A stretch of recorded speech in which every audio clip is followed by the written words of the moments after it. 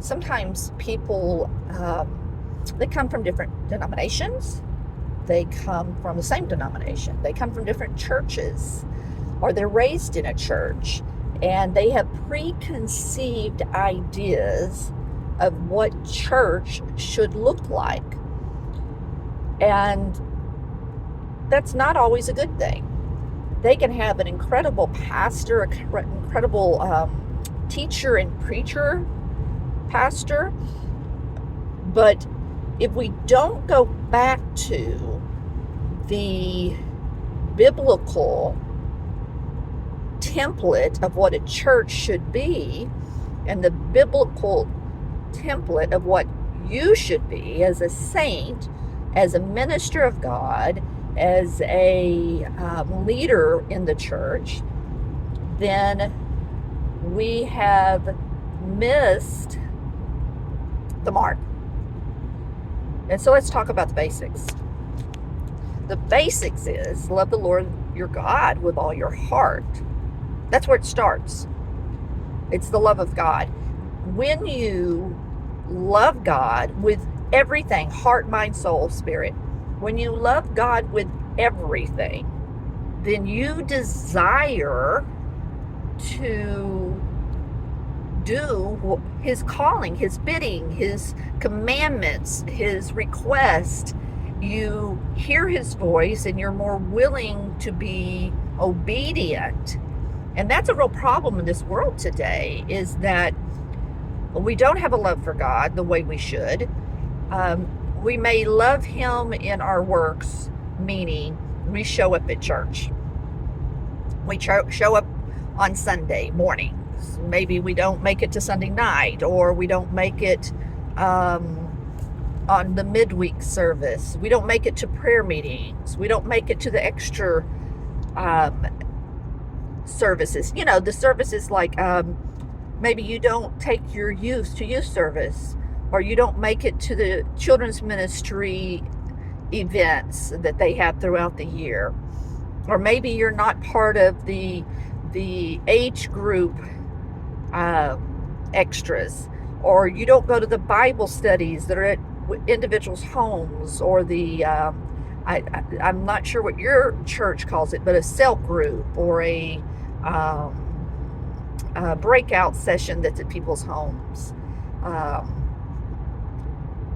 So we don't really love God with all our heart when we're not totally committing to him our time. Now, I'll tell you, there's two things that we see that help pastors to know where you are spiritually. Are you committing your time to God? Are you committing your finances to God? And so many pastors and leaders don't want to approach the financial side because they could offend someone. But the reality is, the financial side, the paying your tithes, your gift and offering,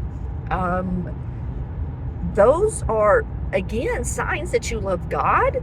And even more than that, there are blessings in the offerings, there are blessings in paying your tithes, and there are curses when you do not.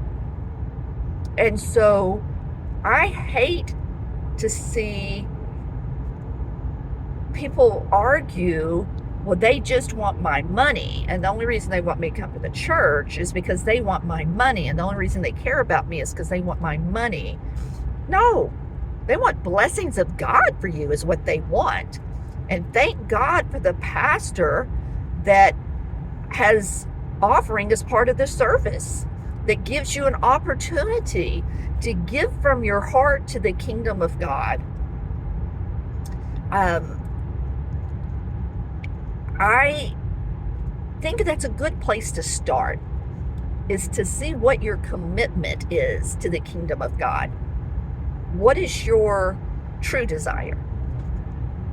I'm not asking you to tell anybody else. I'm asking you to check yourself. We're about to go into the new year, and it's time. Check yourself. If I'm not willing to give, why is that? What is it that is keeping me from giving. If I'm not willing to give of my time, now understand that a lot of people will say, well, I don't really want to go with my age group and play games. I don't really have I don't want to go out to eat with them. Maybe you don't have the finances to go out to eat with them. I understand that. We make options on how we spend our finances, though. Think about it. Not asking you to go out to eat with someone every single week, but think about that. Are you going out through the week?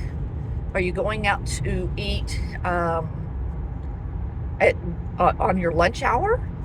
Are you taking your lunch? If you took your lunch a couple of times, could you go out to eat with your age group on after church on Sunday morning?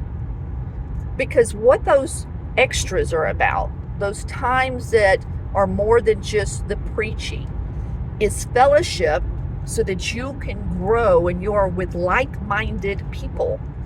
They are opportunities for outreach for those that are not comfortable visiting the church with you yet. We should all be winning souls. We should all be nurturing those infants, those babies. Remember when you first got in church and you didn't know anyone and you needed to meet people? This is how we surround ourselves with the sheep. We put ourselves in the midst. More later. Love y'all.